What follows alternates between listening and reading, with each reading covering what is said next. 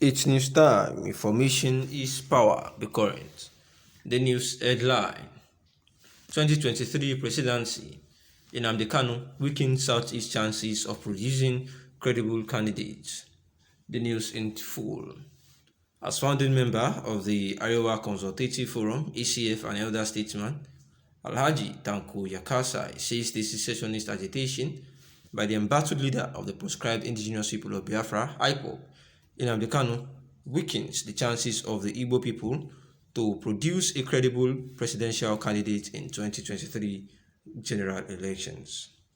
According to the 96-year-old statesman who spoke in an interview on a television program yesterday, the Southeast geopolitical zone must convince Nigerians beyond any reasonable doubt that it is ready to occupy the exalted office in 2023. We recall that Kanu, who is in the custody of the Department of State Services (DSS), is facing terrorism-related charges before Justice Binta Nyako of a Federal High Court in Abuja, where he and his group listed for alleged marginalization of the Igbo people in governance insecurity as part of the reasons for their agitation. Speaking during the interview, Yakasai said the Igbo people must not sit back and demand that the next presidency be zoned to them. His words: "The card is on the southeastern people's desk.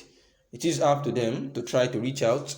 I am a strong supporter of a president from the south after Buhari, and also, if he can come from the southeast, I have no problem. My quarrel is that this is not something you just stay at home and pray. People will just dash it to you. You have to show interest. You have to be serious. You have to try to convince people to see reasons why they should actually support you on this struggle. You have to be serious. You have to ensure that this opinion of yours isn't missing as well from the South. There is that desire on their part, but they are not exact in their position to manifest that desire to convince people that are really serious about it. There is this anxiety in Nigeria about the position of the Southeast, because it is surprising that to many people, including people like me, this Nnamdi Kanu, who ordinarily to me would not be a good candidate for the governorship of any southeastern state, is now claiming the attention, support of prominent people in the Southeast, is making people doubt if the Southeast is really ready to produce a credible candidate that would help Nigeria as a whole. That doubt is there, is stated. And this is Yakasai, who says that he is actually in support of the next presidency coming from the Southeast. Yakasai, who happens to be a founding member of the Arewa Consultative Forum, says that secessionist agitation by the embattled leader of the proscribed indigenous people of Biafra says it weakens the chances of the Igbo people to produce a credible presidential candidate in 2023. Says that the indigenous people of Biafra, who had actually been supported by the Southeast leaders who visited President Muhammadu Buhari to secure his release, shows that the actually influences the doubt of many people concerning their bid to produce the next president, saying that it is actually the people will be skeptical, seeing that someone who is not even credible enough to become the next presidential candidate is the one that they are trying to secure his release, and there is no enough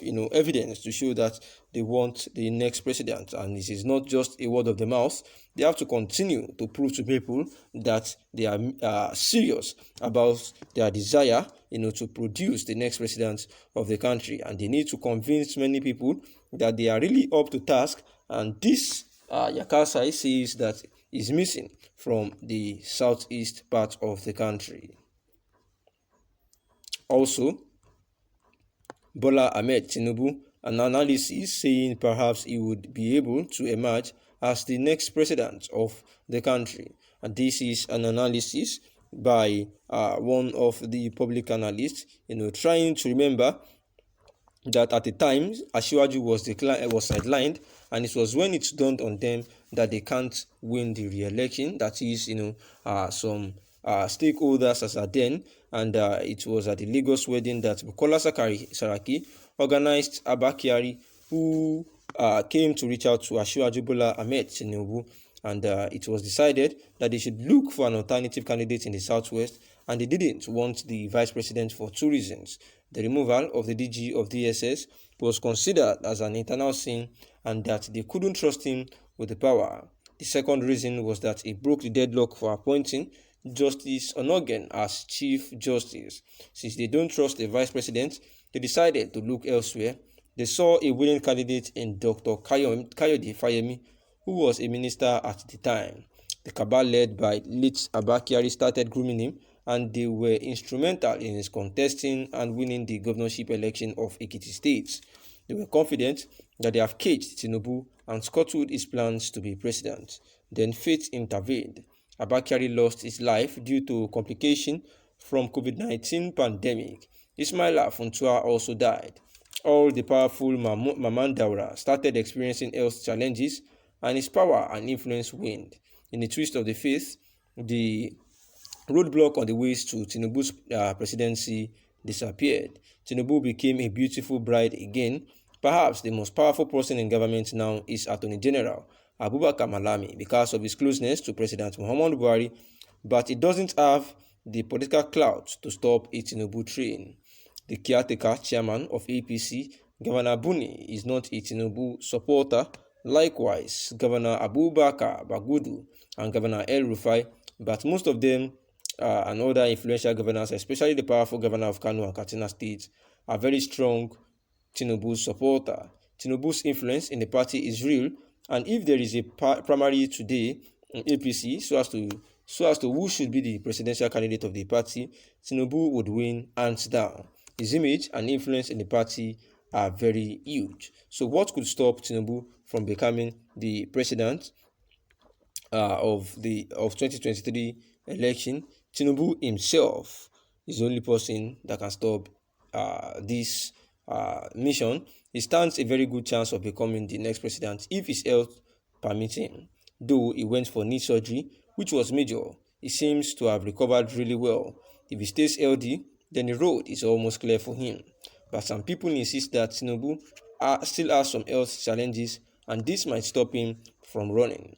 Based on health ground, Tinubu might still not run. He may allow himself to be persuaded to shelve his ambition. In other words, he may be convinced to step aside for the general good. It is not impossible. He had done it twice before in the past. After finishing his second term as governor of Lagos State in the 2007, Tinubu wanted to run for Senate in Lagos West. Unfortunately, his choice of Babatunde Raje Fashola, who was then his chief of staff as his successor, led to serious crisis in the party. To assuage feelings, he shelved his ambition to be senator and gave the ticket to Ganiyu Solomon. When Buhari ran for president in 2015, Tinubu wanted to be vice president. Despite the challenge of Muslim ticket, Tinubu felt it could work. Abiola had a Muslim ticket with Kingbe, and they won convincingly. Tinubu believed they could repeat that feat. His foot soldiers in the southwest disagreed.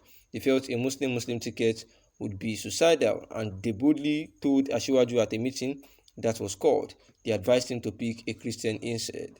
Asiwaju picked 3 disciples, Wale Edun, Kudoso, and Professor Shibanju.